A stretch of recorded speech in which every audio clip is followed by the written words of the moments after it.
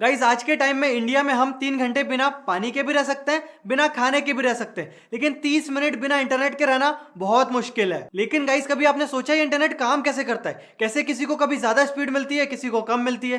क्यों अलग अलग टैरिफ प्लान अलग अलग ऑपरेटर देते हैं? यार ये इंटरनेट का मालिक कौन है? इंटरनेट मिला के पूरा वर्ल्ड जो है वो इंटरनेट से कनेक्टेड है, लेकिन कभी आपने ये नहीं सोचा होगा इंटरनेट काम कैसे करता है। आपको लगता होगा सैटेलाइट से चलता होगा, आपको लगता होगा ये नेटवर्क बिछा के रखा है दुनिया में, वहां से चलता होगा, बट शायद आपको ये नहीं पता होगा 99% इंटरनेट जो है वो चलता है ऑप्टिक फाइबर केबल से। अब आप बोलोगे मैं तो मोबाइल से चलाता हूं, मोबाइल में क्या केबल लगी हुई है? तो देखो जिस भी टावर से आपको नेटवर्क आता है वो टावर से लेके पूरी एक केबल बिछी हुई है जहां तक आपको जाना है। अब मैं आपको बिल्कुल आसान तरीके से सारी चीजें समझाता हूं। सो गाइस आप तक इंटरनेट आते आते 3 अलग अलग कंपनीज के थ्रू उसको गुजरना पड़ता है। पहला होता है टियर 1 कंपनी। ये वो कंपनी होती है जिनने पूरी दुनिया में समुद्र के अंदर अपनी केबल्स बिछा के रखी है। अब गाइस देखो इंटरनेट जो है वो पूरा फ्री होता है। फ्री कैसे होता है? आप अगर आपके घर में हो, आपका ऑफिस 2 किलोमीटर दूर है आपके घर से, तो अब आपके घर से आपके ऑफिस तक एक लाइन बिछा दो और उस लाइन के थ्रू आपके दोनों कंप्यूटर कनेक्ट कर दो और बोल दो भाई ये इंटरनेट है, तो आपका पैसा लगा सिर्फ उस वायर का और उस वायर की मेंटेनेंस का। इसी तरह जो टियर 1 कंपनी होती है उनने क्या किया है, पूरे वर्ल्ड में सारी कंट्रीज के बीच में, सारे समुद्रों के अंदर से उन्हें ऑप्टिक फाइबर केबल बिछा दी। अब सारे एक तरह से कनेक्ट हो गए कंट्री टू कंट्री। अब कंट्री से आपको स्टेट में डिवाइड करना है, स्टेट से आपको सिटी में डिवाइड करना है, और आपकी सिटी से आप तक उसको पहुंचाना है आपके लोकल एरिया तक। गाइस अब आपको कुछ समझ नहीं आ रहा होगा, इसलिए अब अपन चलते हैं इसका लाइव डेमोन्स्ट्रेशन के ऊपर। अब आपको बिल्कुल अच्छी तरीके से फिजिकली समझाता हूं आपको कैसे सारी चीजें काम करती हैं। और गाइस आपको ये वीडियो अच्छा लगे तो चैनल सब्सक्राइब तो करिएगा ही, उसके साथ इस वीडियो को इतना शेयर करिएगा ताकि सबको पता तो चले एटलीस्ट इंटरनेट उन तक आता कैसे है और जो वो पैसे देते हैं इंटरनेट का वो जाता कहां पे है। सो गाइस इस तरह की जो केबल्स है ना ये पूरे समुद्र के अंदर पूरी दुनिया में बिछी हुई है। आप देखेंगे तो इस तरह की केबल बिछाई जाती है पहले सारी कंट्री को कनेक्ट करने के लिए, और ये जो केबल है इनको कहते हैं ऑप्टिक फाइबर या सबमरीन केबल। अब ये जो कंपनी बिछाती है केबल वो इस तरह की दिखती है। अब देखिए एक एक केबल जो है ना आपके बिल्कुल बाल के साइज की रहती है, और एक एक केबल के अंदर 100 जीबीपीएस की स्पीड रहती है। 100 जीबीपीएस का जो है बैंडविड्थ रहती है हर एक केबल में ऑप्टिक फाइबर में। जो ये कंपनी बिछाती है ना उनको कहते हैं हम टियर 1 कंपनी। और अगर आप इंडिया में देखें तो टाटा कम्युनिकेशन है जो इंडिया में है। अब देखो एक वेबसाइट है submarinecablmap.com, इसका लिंक मैंने आपको डिस्क्रिप्शन में दिया। यहां पे आप जाएंगे तो पूरी दुनिया में कितनी केबल बिछी हुई है आपको यहां पे दिख जाएगी। हर कंट्री में, हर पूरी दुनिया, पूरी इन केबल्स पे चल रहा है पूरा आपका इंटरनेट। अब ये केबल जिनने बिछाई है उनको कहते हैं टियर 1 कंपनी, जिनने अपने पैसे से, अपने इन्वेस्टमेंट से ये केबल्स बिछा दी। अब अगर हम इंडिया की बात करें तो देखिए यहां पे हमारा इंडिया आता है।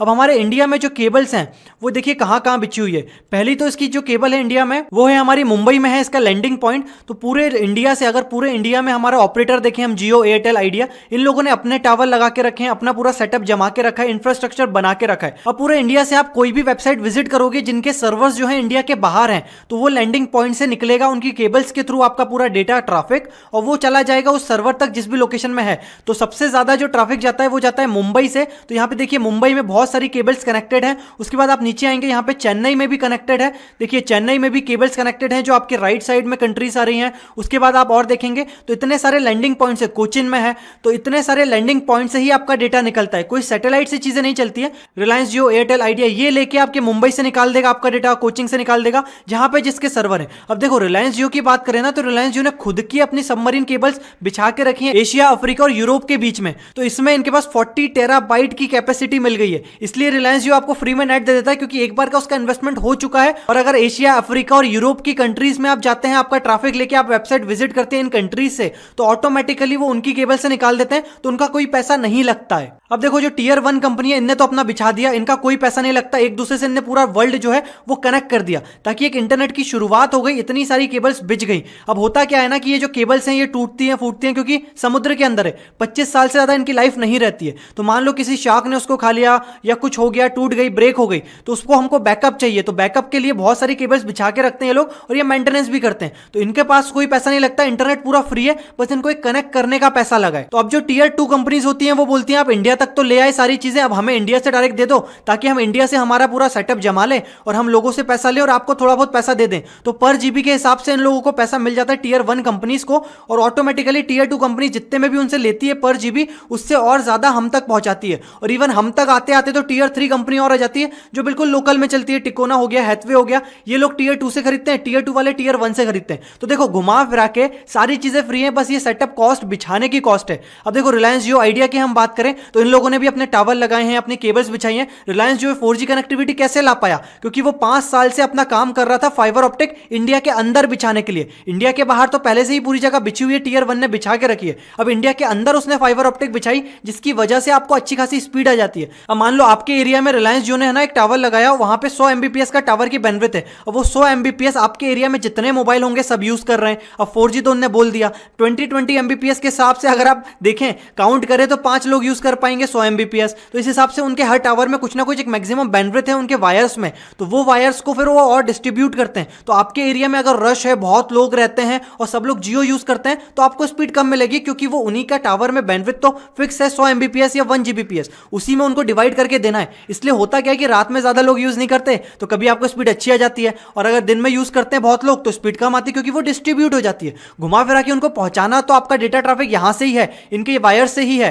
अब एक बात और मैं आपको बताऊं कि जैसे इंडिया में, अब देखो आप यहां पे तो बोलोगे, मान लो आपने इंडिया से विजिट किया google.com, तो गूगल का सर्वर इंडिया में तो नहीं है, बाहर है, तो ट्रैफिक यहां के थ्रू निकल जाएगा बाहर तक। लेकिन इंडिया में अगर आप यूज करते हैं, flipkart.com है, amazon.com है, तो बोलते यह है कि अगर आपकी इंडियन ऑडियंस है और आप अगर वेबसाइट बना रहे हो तो आप इंडिया का सर्वर लो, ताकि ये सबमरीन केबल से इतना लंबा घूमना ना पड़े। इंडिया में ही हम पूरा ट्रैफिक घुमा दें और आपको जल्दी से कनेक्टिविटी मिल जाए। तो अगर आप इंडिया टू इंडिया किसी सर्वर को कनेक्ट करते हैं, फ्लिपकार्ट को, अमेजॉन को, इन सब ने इंडिया में बैंगलोर में सर्वर्स बना के रखें, तो ऑटोमेटिकली जिस भी सिटी से होंगे ऑटोमेटिकली बैंगलोर वाले सर्वर में कनेक्ट हो जाओगे, तो ये सबमरीन तक आपका डेटा गया ही नहीं। लेकिन अगर आप प्रॉक्सी यूज करोगे तो प्रॉक्सी लेके जाएगी आपको पहले यूएसए, फिर यूएसए से वापस लाएगी इंडिया, इसलिए बोलते हैं प्रॉक्सी में जो है वो स्पीड कम हो जाती है। अब देखो इंडिया में एक निक्सी बनाया हुआ है, न्यूट्रल इंटरनेट एक्सचेंज। इसमें क्या है कि जो इंडिया के सर्वर्स हैं, इंडिया में जितने ऑपरेटर हैं, जितने आईएसपी हैं, इंटरनेट सर्विस प्रोवाइडर, उन सबको मिला के एक चीज बना दी गई निक्सी करके। अब इसमें होगा ये कि इंडिया में अगर ट्रैफिक घुमाना है तो क्यों हम बाहर की कंट्रीज में उसको कनेक्ट करें, बाहर की सबमरीन केबल्स में उसका ट्रैफिक ले जाएं।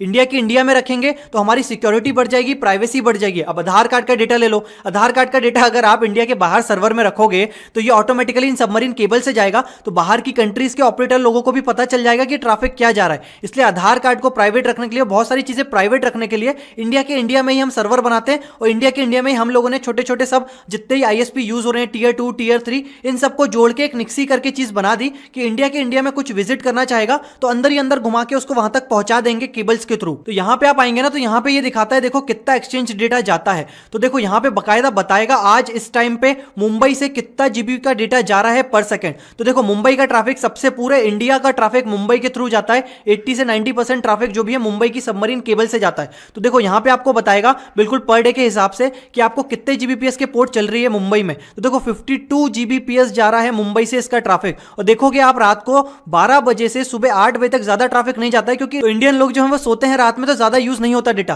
फिर जैसे सुबह होती है, ऑफिस स्टार्ट होते हैं, चीजें स्टार्ट होती है, तो देखो वापस से ट्रैफिक जाने लगता है। तो यहां पे आप आके देख सकते हैं आराम से कि पूरे मुंबई में जो पूरा डेटा जा रहा है सारे आईएसपी मिला के वो कितना जा रहा है। ऐसे दिल्ली नोएडा का बता देगा ये कि 44 जीबीपीएस जाता है, चेन्नई से 52 जाता है, कोलकाता से 40 एमबीपीएस के आसपास स्पीड जा रही है। तो इस हिसाब से पता चलता है कि जो पूरा इंटरनेट का ट्रैफिक है हमारे पूरे देश का, वो मुंबई से अगर जा रहा है तो इतनी यहां से जा रहा है, दिल्ली से जा रहा है तो यहां से जा रहा है। तो होता क्या है, कभी कभी अगर केबल बंद हो जाती है तो स्पीड भी कट जाती है, क्योंकि सबमरीन केबल्स कट गई। अब ये केबल्स कट गई, इंटरनेट तो इन्हीं के थ्रू जा रहा था, तो बैकअप्स बना के रखते हैं अलग अलग। मान लो मुंबई से जो चीज जानी थी वो कोचिंग से भिजवा देंगे, लेकिन कोचिंग से जो रूट मिलेगा उनको वहां तक जाने का यूएसए तक, वो हो सकता है कि और कहीं से घूम फिर के रूट जाए, और शायद मुंबई से डायरेक्ट कनेक्टिविटी हो यूएसए की, तो ट्रैफिक जल्दी चला जाए। तो ये सारी चीजें होती है, ये सारी चीजें मैनेज करना पड़ता है, सबको सॉफ्टवेयर से मैनेज होता है। आपको कुछ नहीं करना है, आपको तो बस इंटरनेट यूज करना है, आपको आईपी एड्रेस प्रोवाइड कर दी जाएगी इंडिया में, और आपका ट्रैफिक कैसे ना कैसे करके घुमा फिरा के पहुंचा देंगे पूरी दुनिया के किसी भी सर्वर पे